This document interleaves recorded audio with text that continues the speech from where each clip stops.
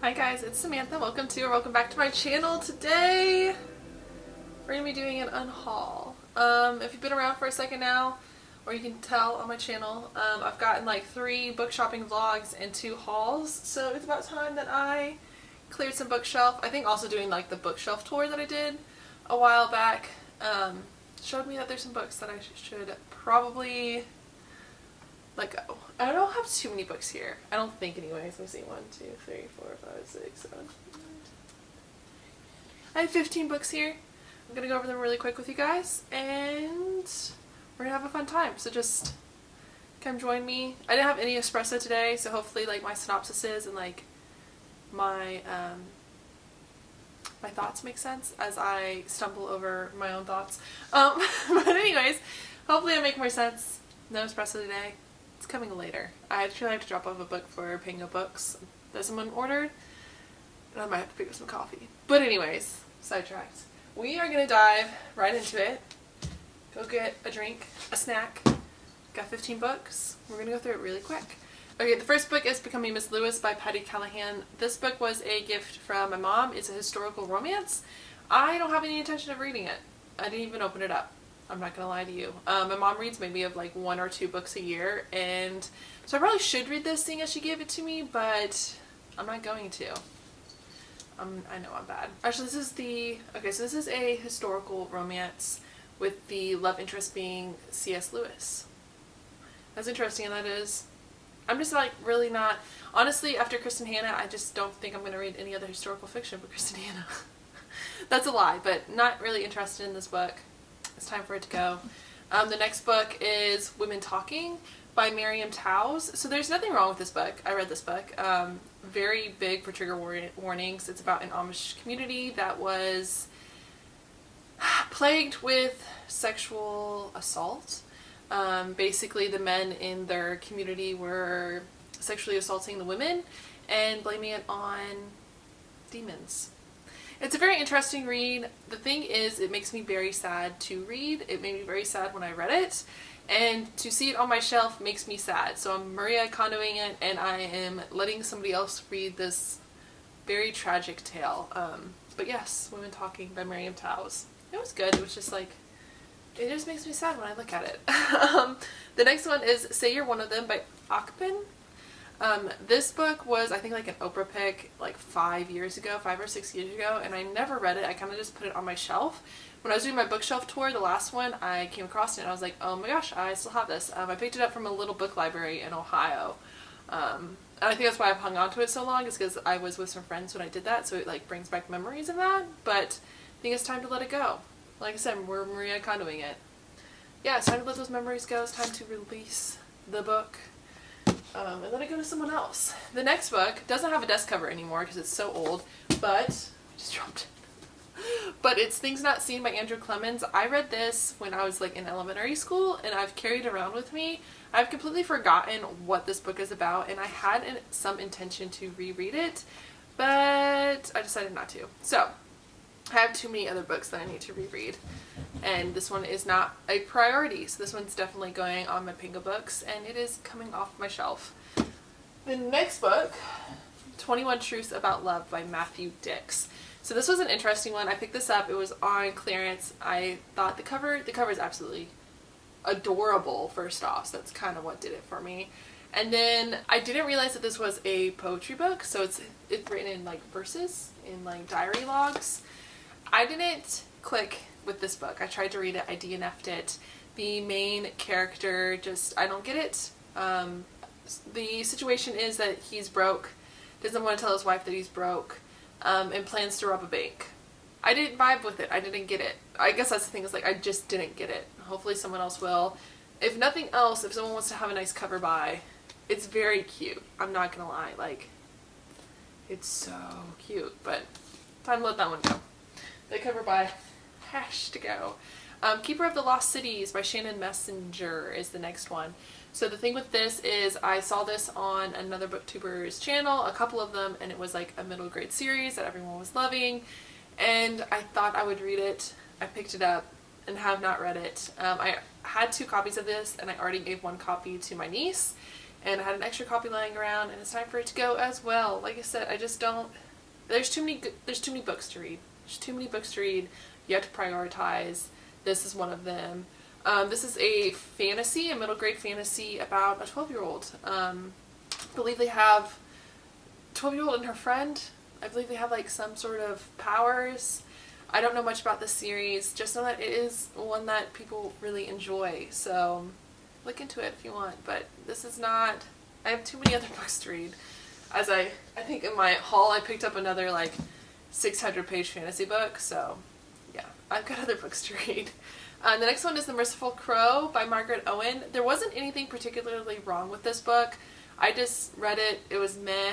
It was alright. The covers, once again, the cover is gorgeous. I feel like sometimes I hang on to books just because, like, the cover is so gorgeous. But yeah, this one is about I want to say more of like a European fantasy setting.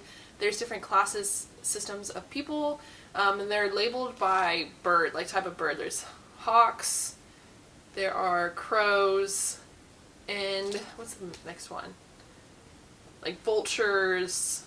They're all like different like tiers, and they're all labeled after different birds. And this book follows a female protagonist who is part of the crow system. She is at the lower system. They handle the dead. That is their job. So they come take your dead, they bury them, they give them rites. However, she finds out that she has different powers that would actually belong to a different caste system, and therefore spirals into who is she, where is she from, why was she sent to be the part of the crows, and then not only that, but the discovery of why crows are treated so poorly and why that shouldn't be the case, I guess, is the argument that she tries to make. Anyways, it was interesting, it was intriguing. It's not a bad book, just not one that I want to keep on my shelf. Gorgeous cover though, you know? I think that's why they stay on my bookshelf for so long. The next book is A Quiet Kind of Thunder by Sarah Bernard. This is a middle grade contemporary, or a YA contemporary. I should correct myself. A YA contemporary. There's some romance. This is about a female who has selective mutism and her love story with another student. They're of that age, like 16, I want to say. This, from my understanding, is more like, this came out in that Fault in the Stars sort of era, that 5 Feet Apart, like, it gives me off those vibes. I didn't read this. I wanted to really badly. I know that My Reading is Odd, who's another booktuber that I absolutely adore, read this and loves it. Or, I say loves it, but liked it. And so I picked it up when I saw it on sale. And I don't think I'm going to get around to it. I've held on to it for like a year now. And I think I've grown out of like YA romances and like middle grade romance things. Like, it just doesn't vibe with me anymore. I get sort of the creeps when I read it. I'm getting too old. I'm almost 30. Like, I just don't want to read YA romances. No matter how heartbreaking they are, especially ones that are just like heartbreaking to be heartbreaking, which is exactly what this sounds like. I know that's other people's vibes, so no shame, never any shame, but like that's not going to be my thing, I don't think anymore, so we're putting that off to the side. The next one is Where Dreams Descend by Janelle Angeles. This wasn't bad. I just didn't get it. Olivia Reads a Latte, once again another booktuber, praised this book. I saw it on sale. I picked it up. I actually read this one. It's supposed to give off vibes of like, or The Greatest Showman and The Night Circus. I kind of got that, but to be honest with you, I just found the female protagonist to be really pretentious and annoying, and the romance to be very shallow and too quick. Like, it was just too quick of a romance for me. And then the ending was just kind of blah. So wasn't my thing. Wasn't my thing. And like I said, I kept it on the shelf because it's a beautiful cover. I mean, like, even the end pages are gorgeous. And I love the chandelier and the red and the gold. So, of course, I kept it on my shelf. And it's just time for it to go. I need more shelf space to put books I actually enjoy on there. Okay, the next book I got in a blind book box. Or no, it wasn't a blind book box. It was a blind date with a book. But Red Sparrow by Jason Matthews is what I ended up getting. I don't know much about this book. I'm not into thriller crime mysteries, and I know enough to know that. Not very interested in this book, to be honest with you. Like I said, mystery thrillers, spy novels, not my thing. So that is going to go to someone else who that is their thing. the next book. So let me tell you about this. Girls of Paper and Fire by Natasha Wynn. So I read this book. I kind of enjoyed it. It was okay. It was kind of like along the same lines of like Where Dreams Descend and The Merciful Crows. It was kind of like in that era of like, it was okay. It was fine. I read it because it was hyped on BookTube. Another BookTuber made the comment, and since then I just cannot get it out of my head. But this book is about a cast of girls, like female humans. Let me rewind a little bit. So there's like humans and there's like half human, half animals.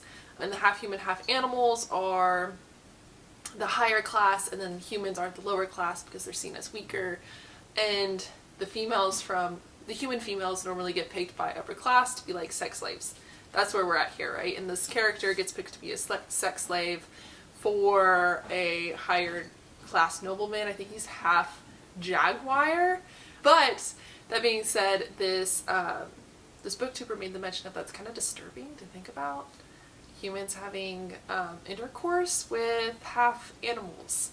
And like, they're half animals. Like, they have jaw, like, she talks about canines and paws and claws and fur. And now I can't get that out of my head, so every time I look at that, that's just what I think about. This is also a sapphic romance of some sort. I think it carries on into the second book more. It is set in an Asian fantasy setting.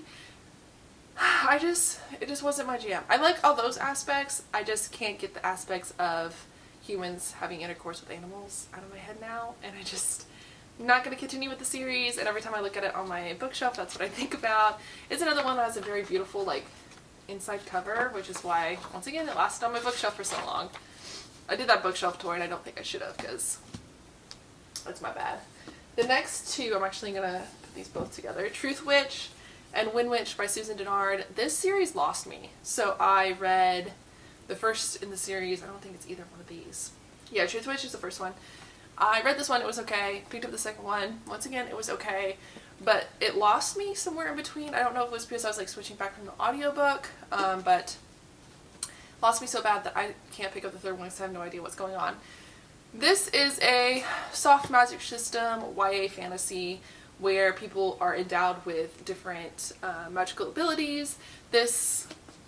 The main character in this one is a truth witch, which means she can tell if someone is telling the truth.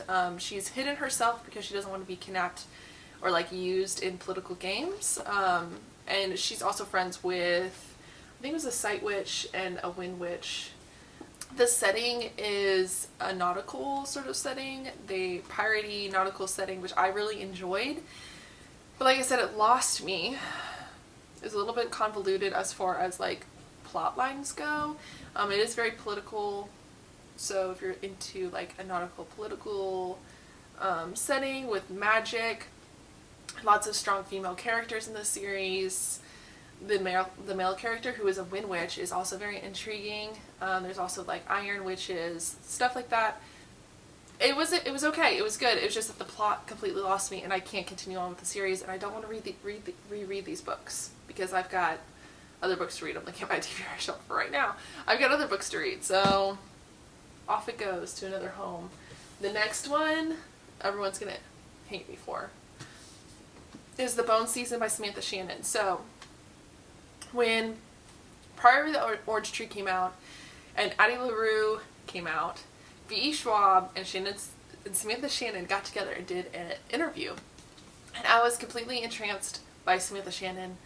She seems like a wonderful person. So I looked into her like catalog of books, and I saw that she wrote The Bone Season, followed her on Instagram, and of course I see all the things about The Bone Season, so I'm like, you know what, I'm going to pick it up, I'm going to try to read it. I didn't like it, and I really wish I had. It's along the same lines of the Witchland series, is what it is, where I didn't pick up on the plot very well, and I didn't pick up on the magic system very well, and I kept trying to understand what was going on, and I just couldn't get into it. And then the love romance in here is just kind of icky, if I'm gonna be honest. This girl is like 16.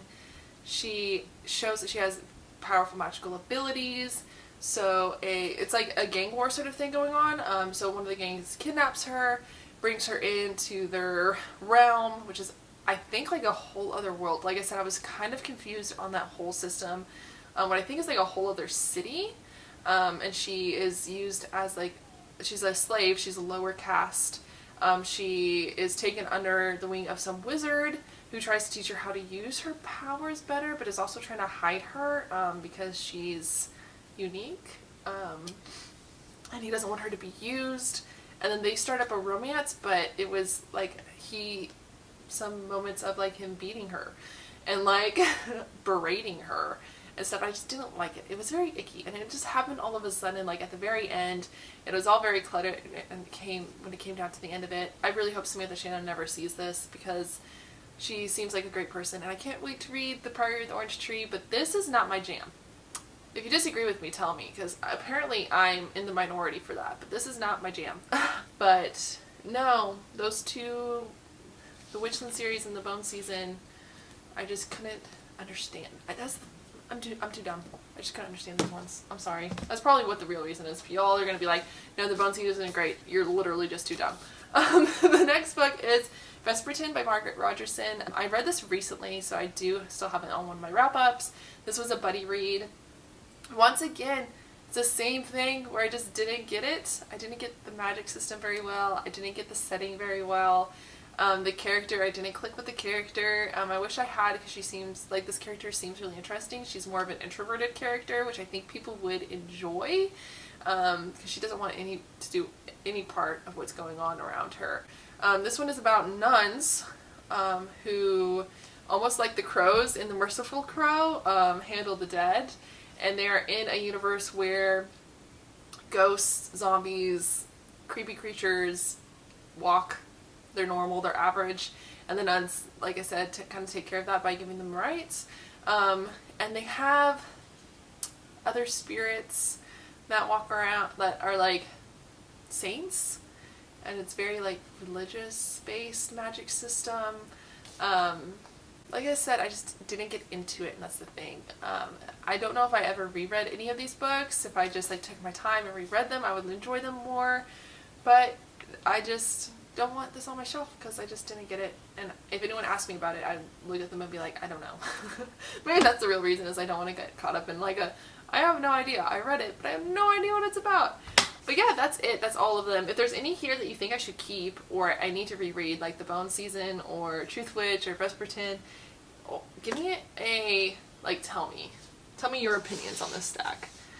If there are any books that, maybe I should read The Keepers of the Lost City, I don't know. But here is the unhaul stack.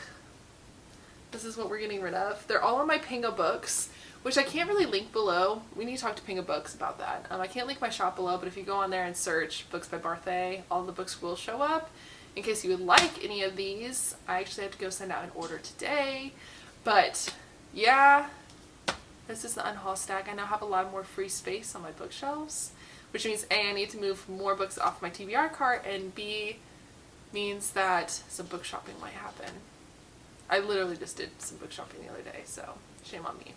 Anyways, thanks for chatting with me, and yeah, comment below, like the video, and definitely subscribe to see more stunning content of me bumbling through the synopsis of books and giving you half-ass opinions and stuff.